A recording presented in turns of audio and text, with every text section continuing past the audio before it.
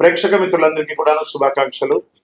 సద్గురు జ్యోతిషాలయం నుండి 2025 జూన్ రాశి ఫలితాలని మనం ఈరోజు తెలుసుకోబోతున్నాం. మా ఛానల్ ద్వారా చూస్తున్నటువంటి ప్రతి ప్రేక్షక మిత్రులు కూడా మీ యొక్క అమూల్యమైనటువంటి సమయాన్ని ఇచ్చేసి చూస్తున్నారు కానీ కాస్త like and subscription and share చేస్తే మాకు ఇంకో కొంచెం ఎంకరేజ్మెంట్గా ఉంటుంది. రైట్, జ్యోతిష్ శాస్త్రీత్యా ద్వాదశ రాశుల్లో ముందుగా మొట్టమొదటిది మేషరాశి.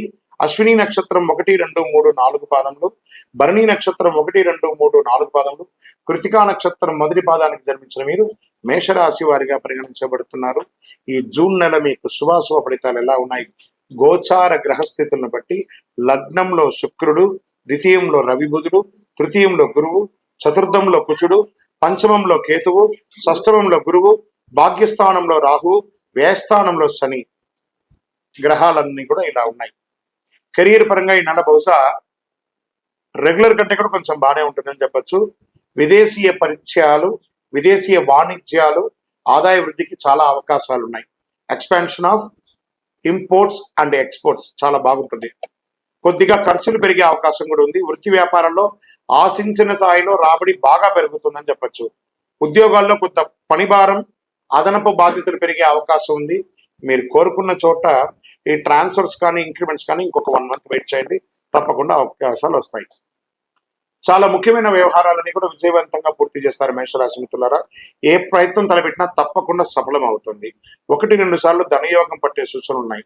మీకు 7.5 శని స్టార్ట్ అయినా మిగతా గ్రహాలన్నీ కూడా యోగంగా ఉన్నాయి కాబట్టి నిరుద్యోగులకి అవకాశాలు ఉన్నాయి. విదేశీయ ఉద్యోగం కోసం ప్రయత్నం చేసిన వాడికి H1B వీసా లాంటిది లేదా ఏ దేశానికి వెళ్ళాలన్నా అలాంటి వాటికి కూడా అవకాశాలు ఉన్నాయి. ఆస్తి వివాదం కొలికి వచ్చే అవకాశాలు ఉన్నాయి. పెద్దల జోక్యంతో పరిష్కారం అవుతుంది. జాతకం అంటే ప్రతి ఒక్కరికి కూడా ఒక భయం. ఈ నెల నాకు ఎలా ఉంటుంది, వ్యాపారం ఎలా ఉంటుంది, ఉద్యోగం ఎలా ఉంటుంది, ఆర్థికంగా ఎలా ఉంటానని ఒక భయం ఉంటుంది. దాన్ని తీసేయడం కోసమే ఈ యొక్క నెలవారీ గోచార గ్రహస్థితులు. ఈ గోచార గ్రహస్థితుల ద్వారా వచ్చే ఫలితాలు మీ వ్యక్తిగత జీవితానికి ఒక 30% మాత్రమే వర్తిస్తుంది. మీ యొక్క వ్యక్తిగత జాతకం ద్వారానే సంపూర్ణ జాతకం అనేది వస్తుంది. మళ్ళీ చెప్తున్నాను, జాతకం అనేది పడుతున్న వర్షానికి ఒక గొడుగు మాత్రమే కానీ జాతకం జీవితం కాదు. మళ్ళీ జాతకాన్ని ఎవరెవరు అడగాలి అంటే 21 వయసులోపు ఉన్న వాళ్ళు అడగకూడదు, 60 వయసు పైచులకు వాళ్ళు అడగకూడదు. ఎందుకంటే వాళ్ళు పెద్దవాళ్ళు కాబట్టి వాళ్ళకి అన్ని తెలుసు. ఆర్థికమైనటువంటి లావాదేవీలు చేసేసి అప్పులు తీరడానికి కోసం జాతకం అడిగితే జాతకం చెప్పించుకుంటే అప్పులు తీరవు. ఇల్లీగల్ అఫైర్స్ గురించి అడగకూడదు. నమస్కారం. నెల ప్రారంభంలో కుటుంబంలో బంధు మిత్రులతో విభేదాలు, భార్యాభర్తల మధ్య విభేదాలు, ఒకదానికొకటి కూర్చొని మాట్లాడుకుంటే సర్దుబాటు అవుతుంది. మాసం చివరిలో కుటుంబంతో పాటు ఏదైనా శుభ విశేషాలు పాల్గొనడం లేదా శుభయాత్రకు వెళ్ళడం జరుగుతుంది. నూతన ఉద్యోగం కోసం ప్రయత్నం చేసే వాళ్ళకి ఇది మంచి సమయం. వివాహం కాని వారికి ఇది ఒక మంచి సమయం చెప్పండి. మంచి రాజకుమారుడు రాబోయే అవకాశాలు. విద్యార్థులు కొద్ది శ్రమతో అద్భుతమైన ఫలితాలు సాధిస్తారు. ప్రేమ వ్యవహారాలుగా ఈ లవ్ మ్యారేజ్ కోసం లేదా లవర్స్ ఎవరైనా ఉంటారు కదా, వాళ్ళకి కొంచెం అపార్థాలు వచ్చే అవకాశాలు జాగ్రత్త పడండి. ఆరోగ్యం మీద శ్రద్ధ పెట్టవలసిన అవసరం ఉంది. కొంత అల్లోకల్లోలంగా కూడా ఉంటుందని కూడా చెప్పచ్చు. చాలా జాగ్రత్తగా ఉండాలి. పుండు వచ్చే అవకాశాలు ఉన్నాయి. శస్త్రచికిత్స అయ్యే అవకాశాలు ఉన్నాయి. లివర్ ఇలాంటివి కూడా కొంచెం చెక్ చేసుకుంటే మంచిది. రాజకీయ నాయకుడికి 70-30గా ఉంది. ప్రజాక్షేత్రం వెళ్ళేటప్పుడు జాగ్రత్తగా ఉండండి. దస్తావేజులు, మీకు విలువైనటువంటి దస్తావేజులను జాగ్రత్త పరచుకోండి. షేర్ మార్కెట్ మీకు 60-40గా ఉంది. వ్యవసాయదారులకి అద్భుతమైనటువంటి బాగుందని చెప్పొచ్చు. మీడియా రంగం వారికి అన్ని రకాలుగా, ఇది ఎలక్ట్రానిక్ మీడియా కానీ ప్రింటింగ్ మీడియా కానీ అందరికీ కూడా ఇది బాగా ఉంటుందని కూడా చెప్పొచ్చు. ఐటీ రంగం వారికి as usual stress but good గా ఉంటుంది. ఈ నెల మీకు అదృష్టమైనటువంటి రోజులు జూన్ 2, 4, 6, 12వ తారీఖులో.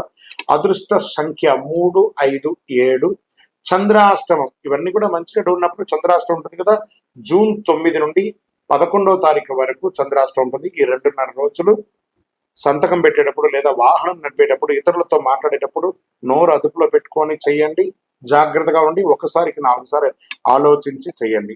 మరి దీనికి ఏమైనా పరిహారం ఏమైనా ఉందా ఈ నెల అనుకుంటే, సుబ్రహ్మణ్య స్వామి వారి ఆరాధన చేయడం, సుబ్రహ్మణ్య స్వామికి పాలాభిషేకం చేయడం, సుబ్రహ్మణ్య స్వామి దేవాలయంలో ఒక 19 ప్రదక్షిణాలు చేయడం, సుబ్రహ్మణ్య భుజంగం అనే ఒక మంత్రాన్ని ఎప్పుడు పారాయణం చేస్తూ జపం చేస్తూ ఉండడము, ఇది మీకు చాలా మంచిది. సకల దోషాలు తొలగండి. అతి శక్తివంతమైనటువంటి కరుంగాళి మాలను ధరించండి. ఒరిజినల్ కరుంగాళి మాలను ధరించండి. ఏదో ఒక దేవాలయానికి సంబంధించింది కాదు ఇది. ప్రతి చోట తయారవుతుంది. ఇది ల్యాబ్ టెస్ట్ చేసి పూజ చేసినటువంటి మాలనే ధరించండి. మీ యొక్క వయస్సు సంఖ్య ఎంత ఉందో అన్ని దీపాలు మీ ఇంటి ఇలవేలుపు దేవాలయంలో వెలిగించండి. విజయోస్తు. షేర్ చేయండి, లైక్ చేయండి, సబ్స్క్రైబ్ చేయండి. మరిన్ని వీడియోల కోసం బెల్ సింబల్ పై క్లిక్ చేయండి.